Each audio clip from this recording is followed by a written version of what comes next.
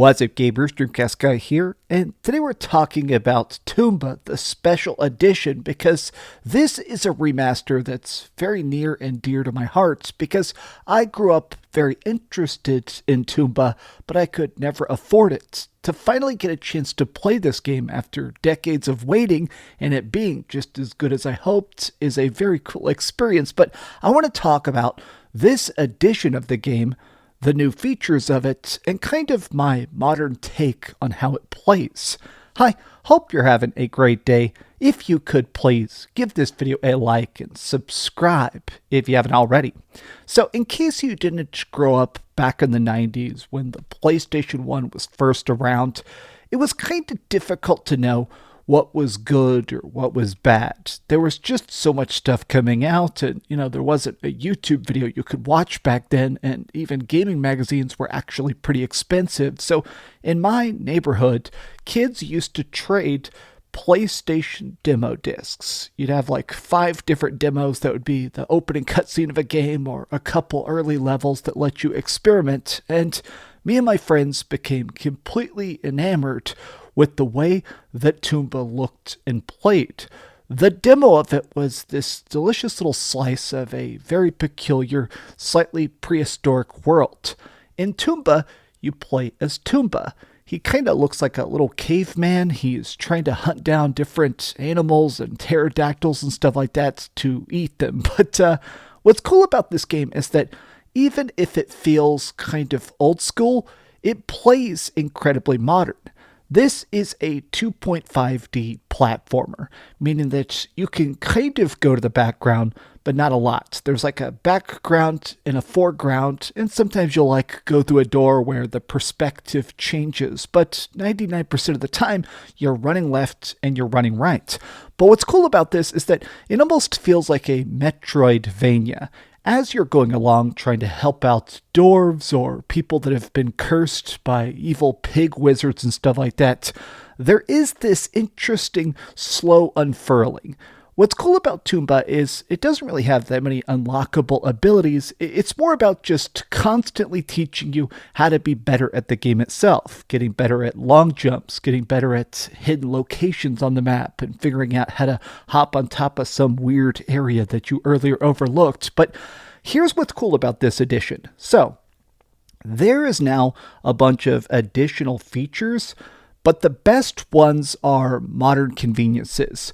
You can now just save at any time. In the original game, you had to go up to like little street signs, and by clicking on them, you could create a singular save point.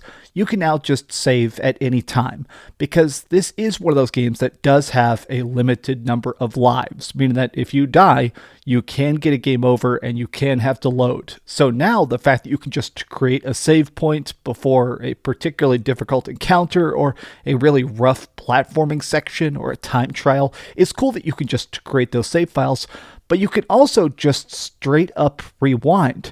Now, as a person that definitely does not have the best reaction speed anymore, I think it's cool the fact that whenever you press L2, you can just straight up rewind whenever you want. A couple frames or even entire minutes. I had times where at one point I took a completely wrong path while I was trying to search for a little hidden collectible. I managed to rewind the game literally entire minutes back to a previous area so I didn't have to run back. It actually saved me time and saved me some hassle. It's cool also when you're trying to practice not getting hit. It did feel like before I managed to upgrade my health very much that every time I got really bashed about while trying to figure out a new area, it was cool to just be able to rewind and redo it, well, a bit more flawlessly. Now, they did also make it so there's this cool extra set of filters. Now, here's my one major gripe. This definitely looks like your standard remaster. It doesn't really have any special filters other than like this one CRT filter. You can choose to make it have borders. In my opinion, the borders look really bad. They're all kind of just really standard, like, I don't know, they look like just standard PS1 wallpapers or something like that. So they're not very good. And I wish the filters and backgrounds were a bit cooler.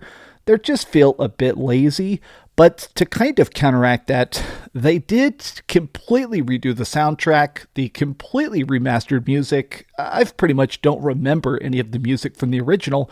The new audio sounds fantastic. I mean, a lot of cool songs, beats, crazy instrumentals and stuff like that. Like, it feels like a full-blown remake when it comes to just the audio design. I really appreciate the fact that the music sounds so big and so silly.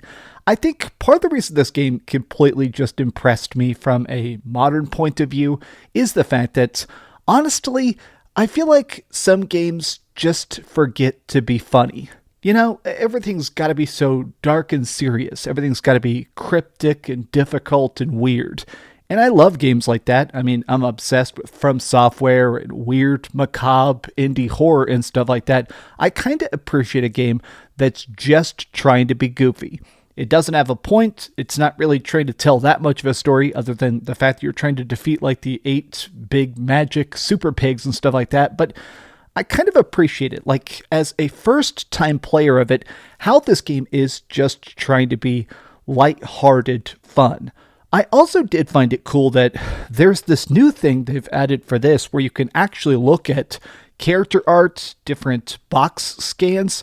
But what really was the coolest to me is in museum mode, you can look at schematics, developer details as to how they made the levels, how they drew the characters, and stuff like this to me is just, like, personally, this is endlessly fascinating. As a person who grew up with the PlayStation 1, who thought it was pretty much magic, I mean, going straight from the Super Nintendo to the PlayStation, like, the graphical leap, the 3D, it always just seemed completely impossible how developers were making these games. So personally, I really like PlayStation 1 developer material, and it's great. I have to say, this to me feels cool. It's a $20 special edition, or that's what they're calling it. It's called the Tomba Special Edition. For $20, to me, it definitely feels worth it. It's like 10 hours to beat this, or 10 hours if you're really bad at it like I am. But while I was running around, while I was just kind of unlocking quests and popping trophies like that, I kind of just went, you know what? This is the vibe I want. With all the 200-hour-long RPGs and crazy, cool, free-to-play online shooters and stuff now, sometimes it feels good to just have a true, classic, purely retro game. If you liked Tomba in the past, I feel like you're going to completely love this because it's just Tomba back and more beautiful than ever. But if you didn't really feel that, if you're not really into the super old school vibe, I feel like some people might not enjoy this. But if you're from that era, 99% chance you're going to absolutely love this. These have just been some off-the-cuff thoughts because honestly, I got a code for it. I was playing it. I was loving it. And I just wanted to ramble about it because felt like a good vibes gaming kind of day. What do you guys think about it, though? Are you even interested in Tomba? Do you know what Tomba is? Well, be sure to give this video a like and subscribe if you haven't already. And be sure to keep dreaming. Look at this. I love the old school PlayStation controller was so tiny. Look at that. I got tiny hands. This thing still looks tiny.